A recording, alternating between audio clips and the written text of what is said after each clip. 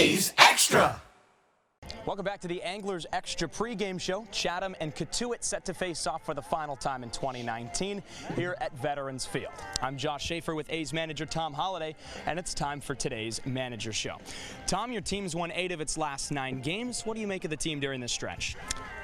Well, it's been a strong case of pitching, good defense, timely hitting, and a little bit of luck. So, it's not over yet. You kind of want to try to fight off looking down the road here, but it's going to be a real tough, ugly finish because there's just so many games lined up going right into the playoffs. So, how you play it, how you line up to do it, and how you keep your guys healthy, that's going to be the task over the next 6 days because we got a lot of baseball ahead of us. A lot of baseball left, a lot of games in division. Today, the final game of the season for the Chatham Anglers against the West Division. Yesterday against Bourne, final road trip to the West. And today at home, the final game against the West in general, and it's the Cotuit Kettleers in town. Tom, your team playing a lot of games in division to end the season, and your team has clinched a playoff spot today with Brewster losing to Orleans. What does that mean for your club moving forward? Well, I mean, obviously the first objective is to get into the playoffs, so we met that. Did you want to win the division? Sure. I mean, yeah, why? You don't play unless you want to win. So now you start watching the scoreboard a little bit, and it kind of tells you some of the moves you got to make. And would you like to finish in a 1 or 2 hole? Yeah, because you still get games at home. But we've been a pretty good road club. So tell you the truth, bud, I just want to get out of this thing healthy. I want to be able to go into the playoffs and have a legitimate chance to win. And, I got 2 more position guys all banged up, talking about going home, and I kind of get that. When you can't hold guys hostage to injuries that are into their head. When they get into their head, they're beat, they're done. So once that happens, and it always happens from outside sources, because baseball, you play with a sore finger, a sore foot. You just play the game. You're not always going to feel great when you play baseball, but hey, some lessons you can teach and some you can't. You said about a week and a half ago that this is no longer a collection of bodies here in your third base dugout. This is finally a team. And today on your lineup card you wrote, "This is your team now. What are we going to learn about ourselves moving forward?" Now that this is a team and you've determined that, now that you've clinched a playoff spot, how important is that moving forward?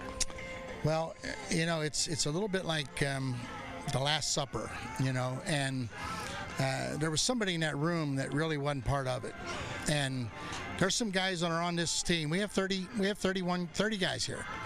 And there's some guys that really are not a part of the team.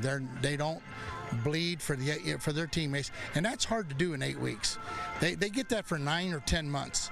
They buy in and the school year's over, and there's always a malcontent even in college. So what happens now, it's like, well, they think that, well, they got what they're about. They won. They're in the playoffs. It's time for me to go home. Well, you know what? Go, because you didn't buy in, and it is their team now. They've won enough games to get in the playoffs. They could very easily win 2 or 3 more games and win the division. And then it's a question of maybe 9 days, and you have a chance to win a championship. Then you show your true colors. And again, I could go home tonight and put my finger on the guys I think will finish the season here. I think I know them, and I think there's the guys that are going to bail on me. I think I could put my finger on them. And then just track them in the future. Track them in wherever they go to school, track the success of the programs they're in. And that's the beauty of Cape Cod. That's the history of this league. That's why Pro Scouts put so much attention on evaluating the personalities in this league. It's the difference between winners and losers. That's all there is to it. You mentioned earlier this season, you said something similar, and I said, what do you do with the guys that hesitate to buy in or that are slow to buy in? And you said, weed them out. Is that still your mindset, or has that changed later in the season? Absolutely. It never stops here. It goes in waves. And there's outside sources all the time throwing their 2 cents into it. And quite frankly, the ones that preach, you made a commitment, keep the commitment, play a little banged up. What are you worried about? Fall baseball, it doesn't start anywhere for at least a month. And what injury do you have if you don't need surgery that won't heal in a month? And so to me, it's like, the last phase is you're gonna show your true colors. And we had the same conversation last year, and I didn't even know about this league last year. I didn't know about all the tug of wars between, agents telling guys to go home and coaches saying, hey, you need to have some time off before school starts. And again, we fought with the league. We have 8 or 9 coaches that are totally disappointed in the fact that we can't shrink the schedule down so that we don't have this, because we'd like to coach the same guys for 8 weeks. There's no secrets to that. So whether we win that battle or lose that battle, nobody really seems to care.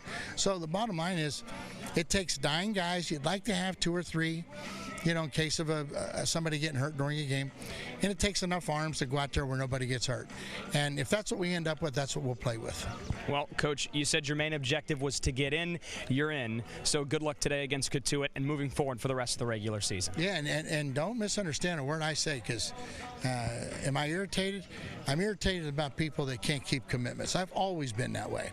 And the second thing is, the bottom line is, you never put a uniform on and go out and try to lose. And I had one of the players say it last night. One of my guys that I'll refer to as my guy said, "Hey, we're in this thing to win it. Don't you take it for granted. Thinking that you're going to start putting lineups up just to play out the string. I'm not going to do that. I'm going to try to win every game we play. Some of them we're going to have the deck stacked against us, but you know what? Other people in the same boat we are. So we're not going to drop off. Our intensity is going to stay the same." Okay, so what was your thinking when you heard a player say, "We're here, we're in it to win it"? Well, I said, that's my kind of guy. I mean, if I still had my own program, I would be talking to his program about trying to get him, and I'd also bet on that guy being successful in the baseball world down the road, because that's a pretty special guy that why give 8 weeks of your life for nothing? And he wants to get something out of it. Manoah was that way last year. He wanted to pitch 2 days in a row in the playoffs and put a multi-million-dollar arm at stake, and I wouldn't let him do it, but he wanted to do it because he wanted a championship. He wanted to have a chance to win a championship. Cape Cod League championship, that's not as good as the NCAA championship. Trust me. Been there, okay? And the fact is, he wanted it so bad that he almost convinced me, and yet it really didn't get that far. But he wanted that. So that's a guy that bought in. What he did this year at West Virginia, he deserved that. That kid, he turned into a man up here. And I can't wait to watch him pitch in the big leagues. Alec Manoah had a great year last year for the Anglers in the regular season. In the postseason, turned into a first-round pick after this spring season at West Virginia. There's a West Virginia player in the starting lineup today for Chatham, and the Anglers are going to oppose a pitcher from West Virginia, the number 2 arm behind Alec Manoah. Coach, appreciate your time. Good luck today against the Kettleers. You bet. We'll throw things back up to Cooper Boardman for more, and we'll hear what he thinks about some of these guys that have said, hey, we're here. Let's win this thing. Coop.